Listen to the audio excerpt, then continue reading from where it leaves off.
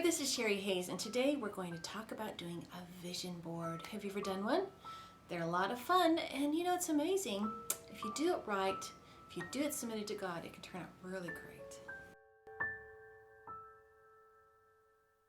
So, on the 1st of January 2022, my daughter, we were relaxing in our bedroom, and my daughter said, "Hey Mom, you want to make a vision board?" And I was kind of tired. I didn't really, I came in and she had bought these foam boards, and she'd bought markers and everything else for us to use. And we sat down, all of us, my girls and I, we sat around our big, huge table, and we started thinking and talking, and certain things that had been in our hearts and our minds, we started putting them down on these boards. And I will show you the results of, they're not, some of them aren't totally finished, some are, and I will show you some of what they came up with. This is the start of one. She hasn't finished hers, but it's pretty, and we're using the stickers that my daughter in Korea sent us that I shared before. Here is one that is finished, and she put big cat's eye eyeglasses for vision. That's smart. And so she's got hers done. Hers was pretty easy, pretty quick. Then here's another one, different orientation, but she has some of her things down, and she hasn't finished that one either. And then I have mine. Now that's not all of them, but here's the one that I did. And this was such a great creative outlet.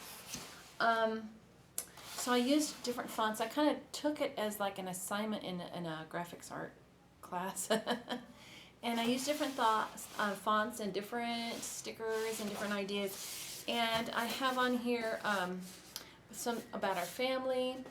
I have Holy Ghost home, prayer, praise, love, peace, and holiness. I have health, you know, that God would give us health in different areas we're struggling in. Then I have our own home, because we want to buy our home eventually. And I have biz, I call it biz, this is my online presence. I have that there. And then I have being prosperous, and I used a really cute motif. I'll hide some of the names, but I used a prosperous motif there. So that's what I put there, and I have specifics in each area. You know, I have like different things I'd like to see. And then, but the theme that I put down that I thought the Lord was having me write is beauty and nobility, which I will share something cool about with you in a minute. And the scripture that I put on the bottom right here is, "For I know the thoughts that I think toward you, says the Lord, thoughts of peace and not of evil, to give you a future and a hope." Jeremiah 29:11. So what this is kind of it's kind of a way to put into a physical, something that you can look at that says, "Lord, these are the things that I'm believing for this next year." Okay? Now, I believe that this that I've put here was led by the Lord. That I don't believe these goals are just goals I came up with, or they're just man's goals or the world's goals or anything. I believe that these are actual things that God wanted me to put here. And how did I know that? I knew that because I've been praying and I've been seeking God, and He's been working on my mind. I've been renewing my mind by reading His Word and through prayer and the Holy Spirit, so that my mind, come on, there's a whole bunch of spaces, a whole bunch of rooms that are still pretty cluttery and ugly, okay? But in general, my mind is turned to the Lord, and I want to do His will, not mine. And that's where we have some differences in what people typically think of as a vision board. Because vision boards in the worldly sense are kind of built on the humanist idea that we are all that, you know, and we can have goals and we can meet things, and honey, you can do anything you want to. The sky's the limit. The only limit is what you think and all that. And I understand that there is a bit of truth to that. And that truth is that faith will work. Now, there have been vision boards that people made. Some vision boards, vision books, vision whatever.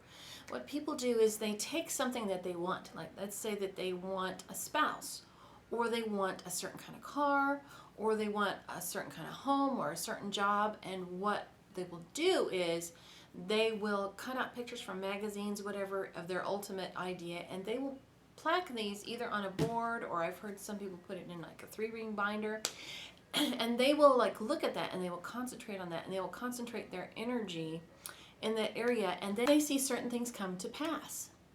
And a lot of people say, well, vision boards work, and so Christians, then they do, and they say, you know, I'm going to take, and I'm like, me a vision board, and I'm just going to concentrate on these things, and they're going to come to pass. And lots of times they do. And why do they come to pass? Why do they come to pass for people who don't know God?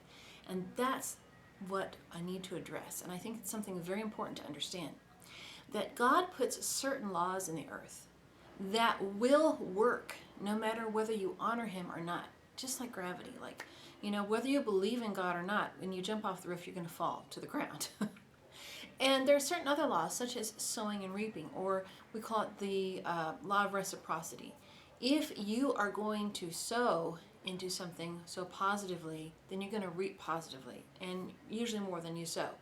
That's something, and you read it in the Word over and over, that's something that's in stone that God put there, and it will work for people even if they don't honor God.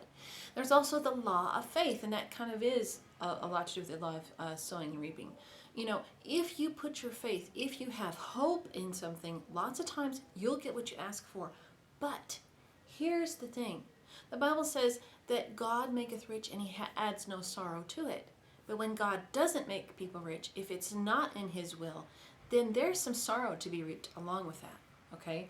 So you might get that spouse, that car, that house, whatever, but what you'll also reap is spiritual death. You know, the Bible says that a lot of people have gone into the gospel and they wanted to get rich, and then they got shipwrecked. And so it's all about that.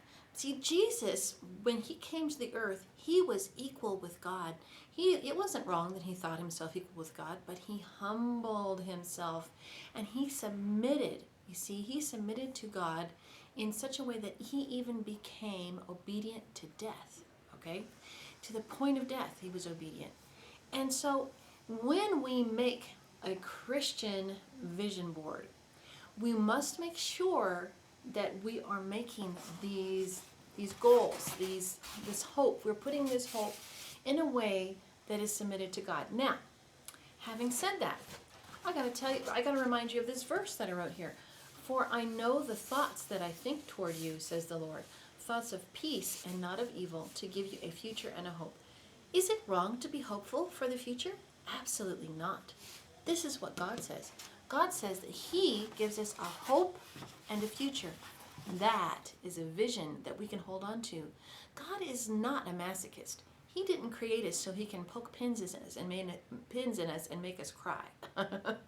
He doesn't have, the Bible says over and over, he takes no delight in the destruction of the wicked. He doesn't like that. It's because he has a heart of humility that he allows us the freedom to make these decisions to destroy ourselves. But you understand, that is not his heart. And so when I made this board, and he was talking to me about things, my God is a very positive, wonderful God. And when he gives me a vision, he wants me to do the Philippians 4:8 thing and concentrate on those good, righteous things that are of good report, the noble, right? And so he was having me make this board, and I've got to tell you, this beauty and nobility thing was really in my heart. I've just been concentrating how God wants me to concentrate on beauty and nobility, especially in these times. I gotta tell you, I don't think this year, I think we're gonna be really rocked this year. I just gotta tell you, I think there are gonna be some things happen that are gonna rock our world. But at the same time, I have great hope, because the Lord spoke to me as I was, we were by the river in this last fall, and I was looking at the river, and the Lord spoke to me. He said, the greatest pain comes right before the deliverance. And he reminded me of all the times that I've given birth. And the greatest pain was always just before I was ready to push that baby out and feel release and joy. So I believe we're going to see a time of great pain and tumult. But if we can hold on to our faith, what we're going to find is on the other side is going to be great relief and joy. Okay?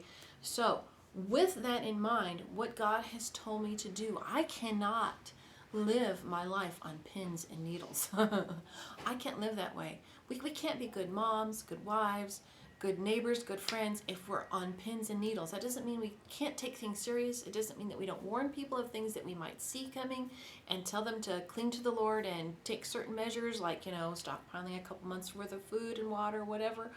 But I'm not going to live there.